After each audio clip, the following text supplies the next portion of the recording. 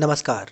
आप देख रहे हैं लोकालोक न्यूज़ पॉडकास्ट और आज के इस खास पॉडकास्ट में बात करेंगे भारत के एक ऐसे राजनीति के चाणक्य की जिनका नाम हमेशा सुर्खियों में रहता है। एक ऐसे व्यक्ति जो एक रणनीतिकार, एक राजनीतिक सलाहकार और एक दूरदर्शी सोच रखते हैं। जी हाँ, हम बात कर रहे हैं भारत के राजनीति के चाणक्य कहे जाने वाले प्रशांत किशोर की। आज के इस खास पॉडकास्ट में हम बात करेंगे कि आखिर प्रशांत किशोर ने भारतीय राजनीति का चेहरा कैसे बदल दिया और उन्हें आधुनिक राजनीति के चाणक्य क्यों कहा जाता है। खास बात यह है कि प्रशांत किशोर का राजनीतिक सफर एक पारंपरिक नेताओं से बिल्कुल ही अलग है। वो ना तो कोई नेता है और ना ही किसी पार्टी के कट्टर कार्यकर्ता, बल्कि वो एक ऐसे रणनीतिकार हैं जो आंकड़ों, रणनीतियों और जमीनी हकीकत का परफेक्ट मिश्रण बनाकर हर चुनाव का समीकरण बदल देते हैं। एक ऐसा व्यक्ति जो बिना चुनाव लड़के, बिना किसी राजनीतिक पार्टी का हिस्सा हुए भारतीय राजनीति का इतना प्रभावशाली हिस्सा बन गया। आज के इस खास पॉडकास्ट में हम बताएंगे प्रशांत किशोर की पूरी कहानी,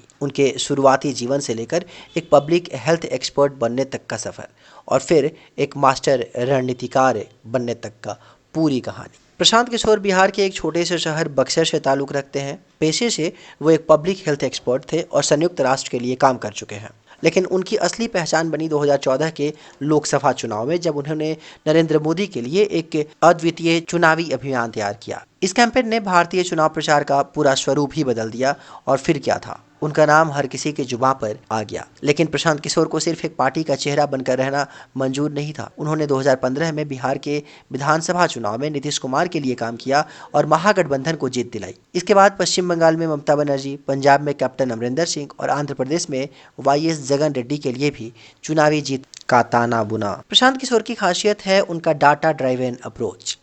वो सिर्फ रैलियों और भाषणों पर निर्भर नहीं करते, बल्कि ग्राउंड पर काम करने वाले हजारों वॉलंटियर्स और टेक्नोलॉजी का सहारा लेकर हर इलाके का माइक्रो एनालिसिस करते हैं।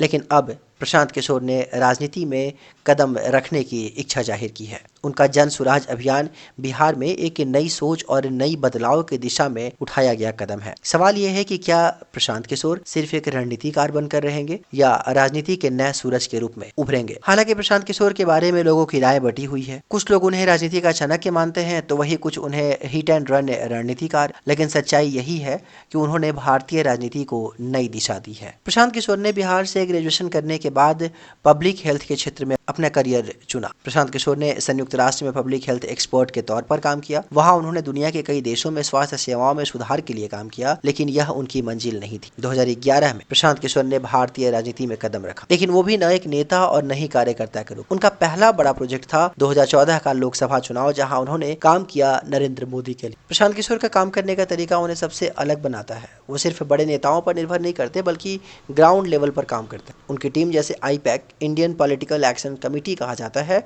उसमें लाखों वॉलंटियर्स है जो मिलकर डाटा कलेक्ट करते हैं और फिर उसी डाटा के आधार पर चुनावी रणनीतियां तैयार की जाती है। इतने सालों तक पर्दे के पीछे काम करने के बाद प्रशांत किशोर ने खुद राजनीति में आने का फैसला किया है। जन सुराज नाम का अभियान बिहार में एक बदलाव लाने का प्रयास है, लेकिन सवाल यह है कि क्या वो अपनी रणनीति को वोट में बदल पाएंगे? क्या वो राजनीति में खुद को साबित कर पाएंगे या सिर्फ एक रणनीतिकार बनकर रह जाएंगे? ये तो आने वाला समय ही बताएगा। लेकिन तब तक के लिए जुड़े रहिए हमारे खास पॉडकास्ट चैनल के साथ। ये थी प्रशांत किशोर की कहानी, एक छोटे से गांव से निकलकर भारतीय राजनीति का सबसे बड़ा रणनीतिकार बनने तक का सफर।